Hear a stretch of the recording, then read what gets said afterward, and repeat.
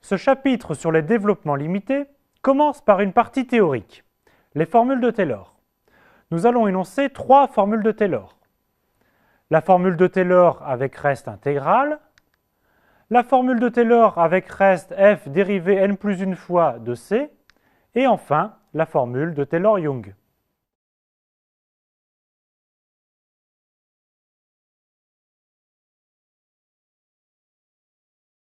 Avant les formules de Taylor, motivons sur un exemple les développements limités. Prenons l'exemple de la fonction exponentielle et on souhaite avoir une idée du comportement de exponentielle x autour de x égale à 0.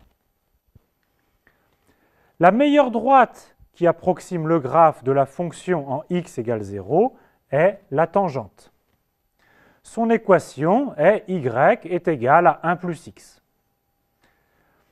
Si l'on souhaite faire mieux, quelle parabole d'équation y égale à c0 plus c1x plus c2x2 approche le mieux le graphe de f autour de x égale à 0? Voici le dessin. C'est la parabole d'équation y est égale à 1 plus x plus 1 demi de x2. Si on note g de x, la fonction exponentielle de x, moins 1 plus x plus 1 demi de x2, alors cette équation a la propriété remarquable que g de 0 est égal à 0, g' de 0 est égal à 0, et aussi g seconde de 0 est égal à 0. Trouver l'équation de cette parabole, c'est faire un développement limité à l'ordre 2 de la fonction f. Bien sûr, si l'on veut être plus précis, on continuerait avec une courbe du troisième degré, qui serait en fait celle-ci. C'est exactement cela, la notion de développement limité. Trouver le polynôme qui approche au mieux une fonction autour d'un point.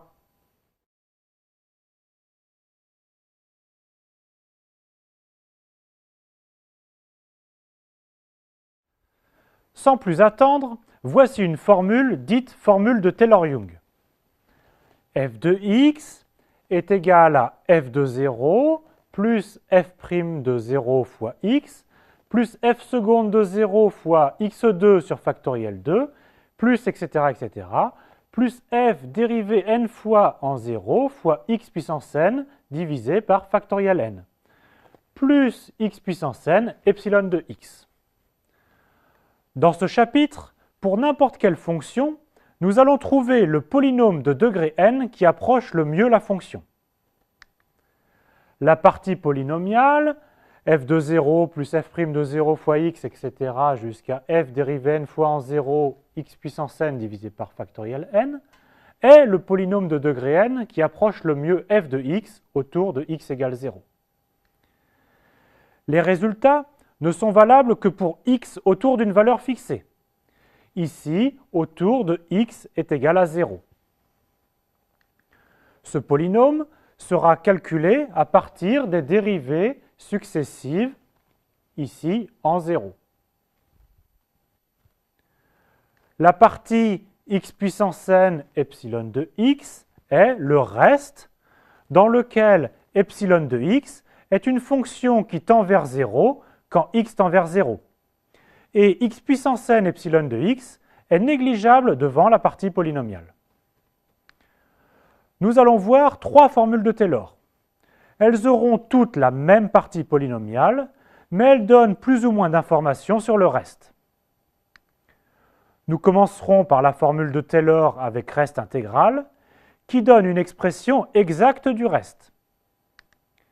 Puis la formule de Taylor avec reste f dérivée n plus une fois de c, qui permet d'obtenir un encadrement du reste. Nous terminons avec la formule de Taylor-Young, très pratique si l'on n'a pas besoin d'informations sur le reste. On rappelle enfin qu'une fonction f est de classe Cn si f est n fois dérivable sur l'intervalle i et la dérivée nième est continue.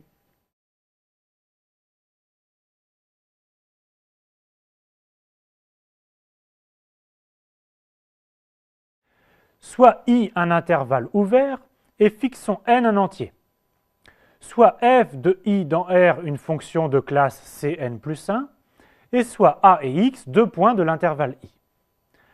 La formule de Taylor avec reste intégral s'écrit f de x est égal à f de a plus f' de a facteur de x moins a plus f seconde de a sur factoriel 2 facteur de x moins a au carré plus etc.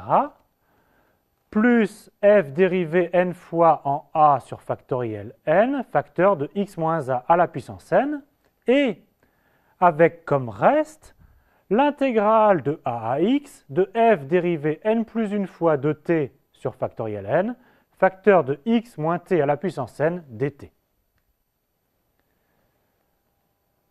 Par exemple, la fonction f de x égale à exponentielle x est indéfiniment dérivable et donc de classe Cn plus 1 pour tout n. Et ceci sur l'intervalle i égale r.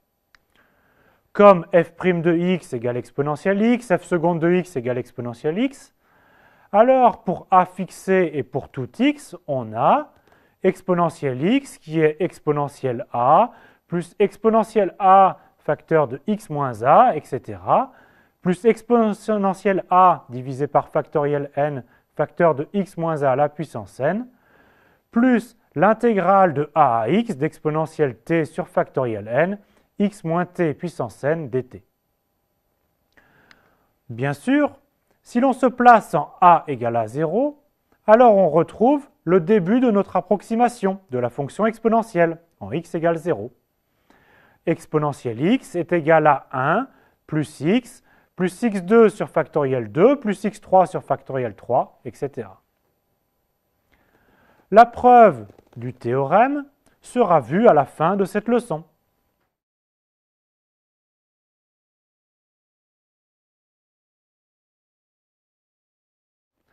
Repartons d'une fonction f d'un intervalle i dans R de classe Cn plus 1 et soit a et x deux points de l'intervalle i. Alors, f de x est égal à f de a plus f' de a facteur de x moins a plus etc. plus f dérivé n fois en a sur factoriel n facteur de x moins a à la puissance n. La partie polynomiale est la même qu'auparavant. Mais cette fois, le reste est f dérivé n plus une fois en c divisé par n plus 1 factoriel facteur de x moins a à la puissance n plus 1 pour un certain c, un réel c entre a et x. Reprenons l'exemple de l'exponentielle. Il existe un c entre a et x tel que exponentielle x, c'est exponentielle a, plus exponentielle a facteur de x moins a, etc., plus exponentielle a sur factoriel n, x moins a à la puissance n, et notre reste est exponentielle c divisé par n plus 1 factoriel, facteur de x moins a à la puissance n plus 1. Ce théorème de Taylor est une généralisation du théorème des accroissements finis. En effet, dans ce théorème, pour n égale 0, on obtient qu'il existe un réel c entre a et b, tel que f de b est égal à f de a plus f' de c, facteur de b moins a. C'est exactement l'énoncé du théorème des accroissements finis. Notez au passage que la phrase « le réel c est entre a et x » signifie que c appartient à l'intervalle ax ou c appartient à l'intervalle xa, selon que a est plus petit ou plus grand que x.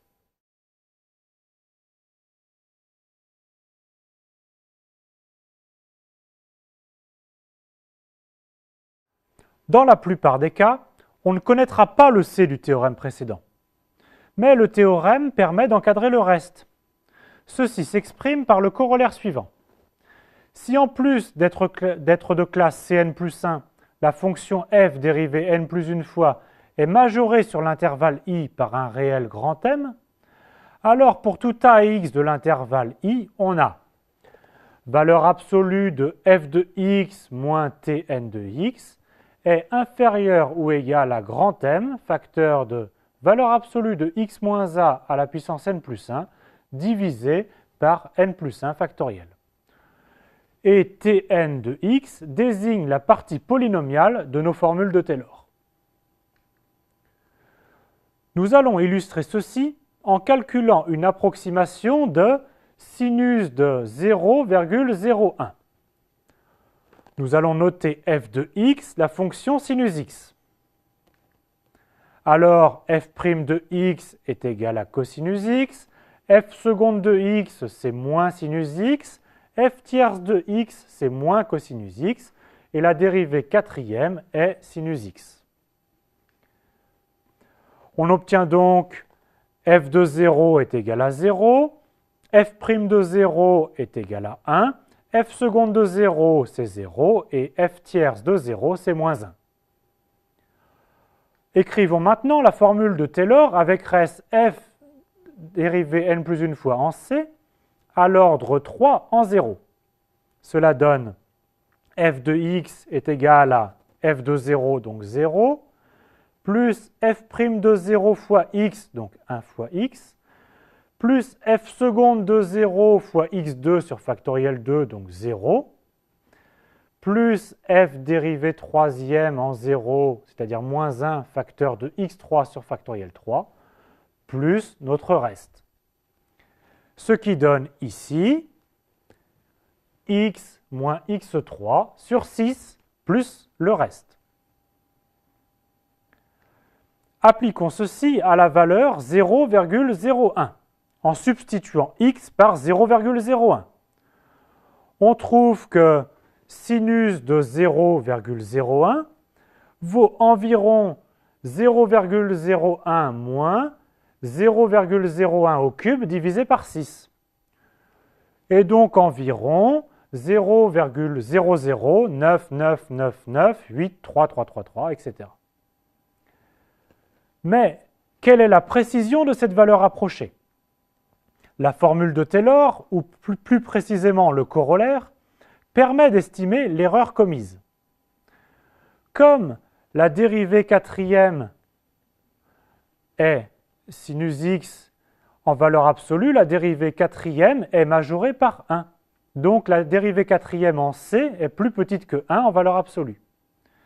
Et donc on obtient que valeur absolue de f de x moins x3 sur 6 est plus petit que x4 sur 24. Pour notre calcul, cela signifie que l'écart entre sinus de 0,01 et notre approximation 0,01 moins 0,01 au cube sur 6 est moins que 0,01 à la puissance 4 divisé par 24. Et donc, notre approximation donne la certitude d'avoir au moins 8 chiffres exacts après la virgule.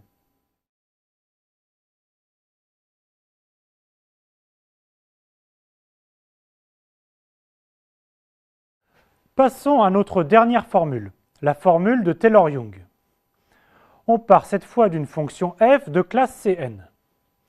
f de x s'écrit encore une fois comme la somme de la partie polynomiale, toujours la même, et d'un reste qui est x moins a à la puissance n fois epsilon de x, où epsilon est une fonction qui tend vers 0 lorsque x tend vers a.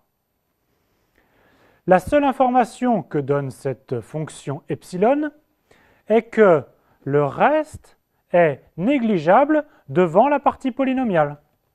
C'est-à-dire que le reste tend plus vite vers 0 que chacun des monômes du polynôme de Taylor.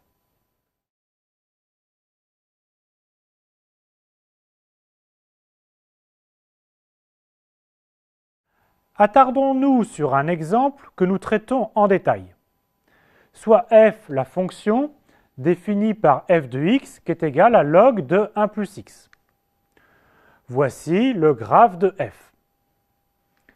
Cette fonction est définie sur l'intervalle moins 1 plus l'infini, et f y est infiniment dérivable.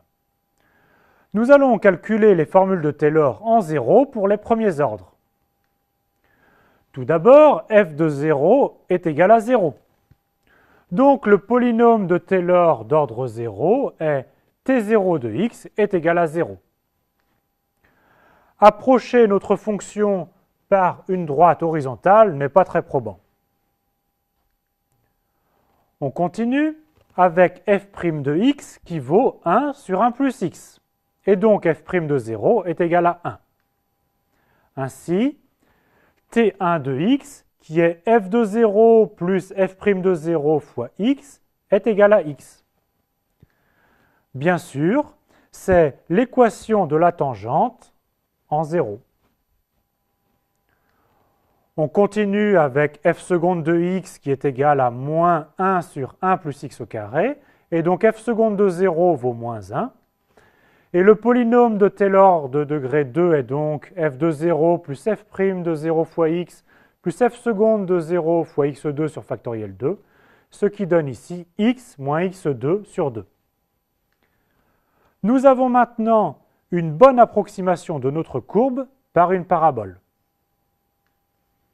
Enfin, on calcule la dérivée troisième. Et le monôme de degré 3 est x3 sur factoriel 3 facteur de f tierce de 0.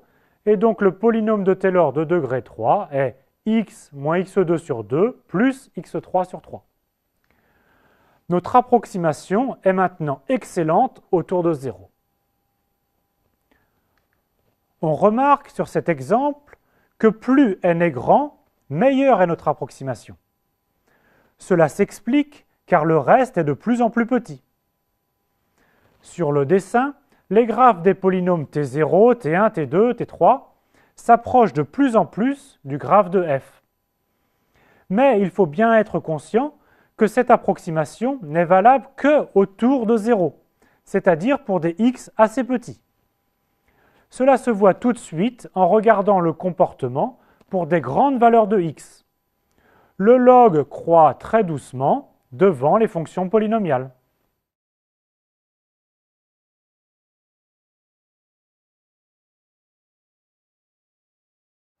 Continuons avec notre exemple de la fonction log de 1 plus x et essayons d'obtenir les termes suivants.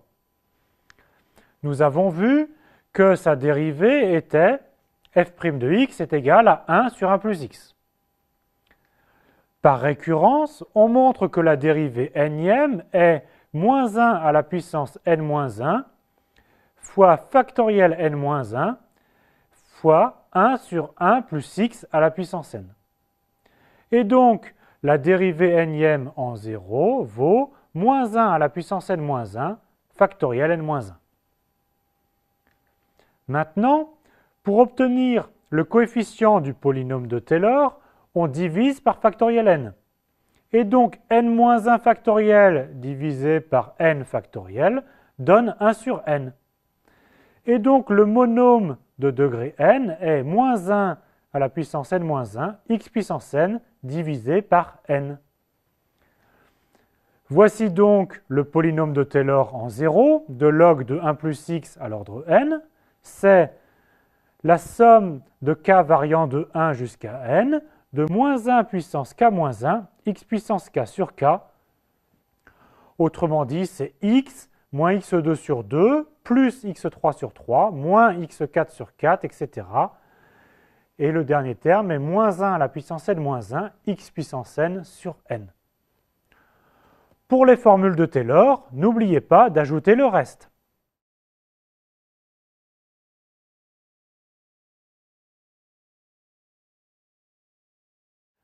Il y a donc trois formules de Taylor qui s'écrivent toutes sous la forme f de x est égal à t n de x plus r n de x, où tn est toujours le même polynôme de Taylor, f de a plus f' de a facteur de x moins a, plus etc., jusqu'à f dérivé n fois en a sur factoriel n, facteur de x moins a à la puissance n.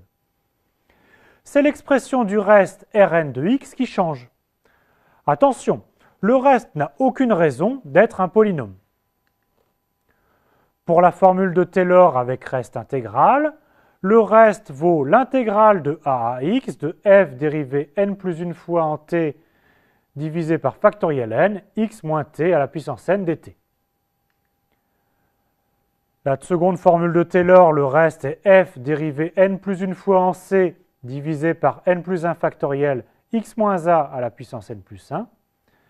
Et enfin, pour la formule de Taylor-Young, le reste est simplement x moins a à la puissance n epsilon de x, où epsilon de x tend vers 0 quand x tend vers a. Selon les situations, l'une des formulations est plus adaptée que les autres.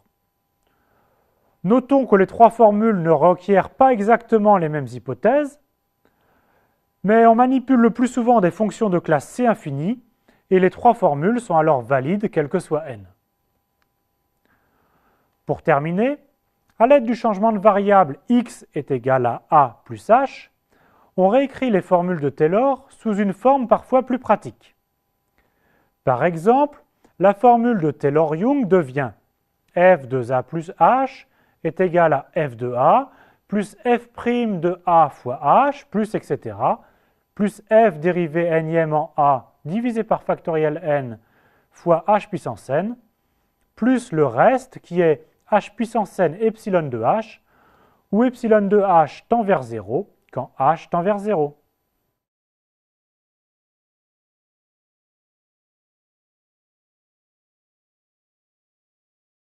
Bien souvent, nous n'avons pas besoin de beaucoup d'informations sur le reste, et c'est donc la formule de Taylor-Young qui sera la plus utile.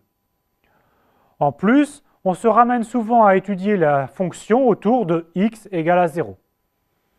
Donc si vous ne deviez retenir qu'une seule formule, ce serait celle-là. f de x est égal à f de 0 plus f' de 0 fois x plus f seconde de 0 fois x2 sur factoriel 2 plus etc. plus f dérivée n en 0 fois x puissance n sur factoriel n plus le reste qui s'écrit x puissance n epsilon de x avec epsilon de x qui tend vers 0 lorsque x tend vers 0. Le terme x puissance n epsilon de x est souvent abrégé en petit o de x puissance n. Il faut s'habituer à cette notation qui simplifie les écritures, mais il faut toujours garder à l'esprit ce qu'elle signifie.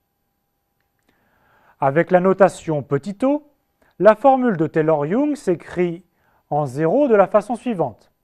La partie polynomiale plus un petit o de x puissance n.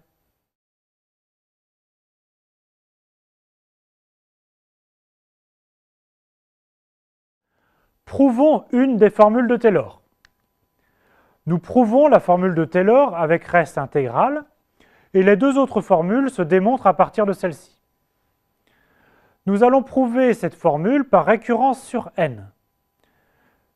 Pour éviter les confusions entre ce qui varie et ce qui est fixe, dans cette preuve, on a remplacé x par b.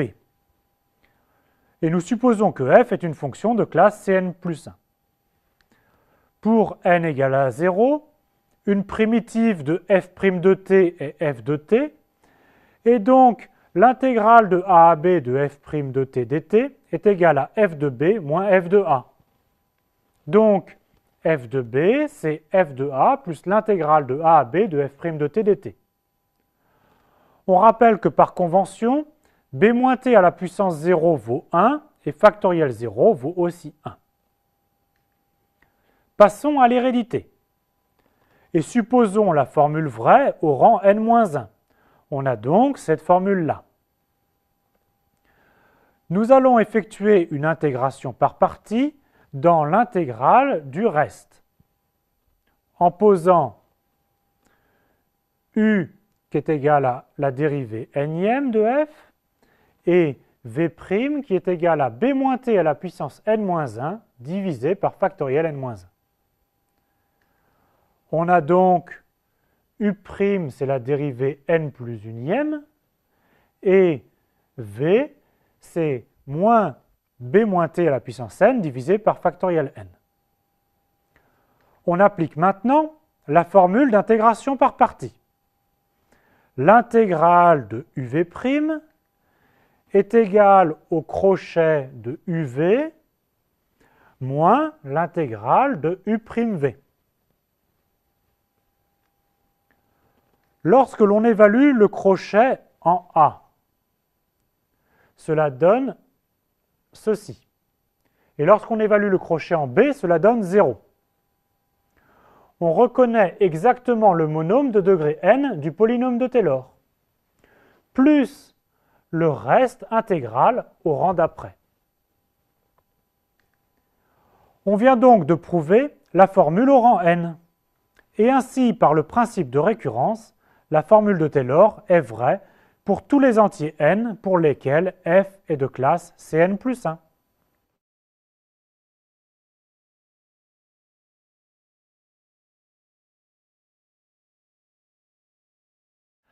Après avoir appris le cours, passez à la pratique avec ces exercices d'application.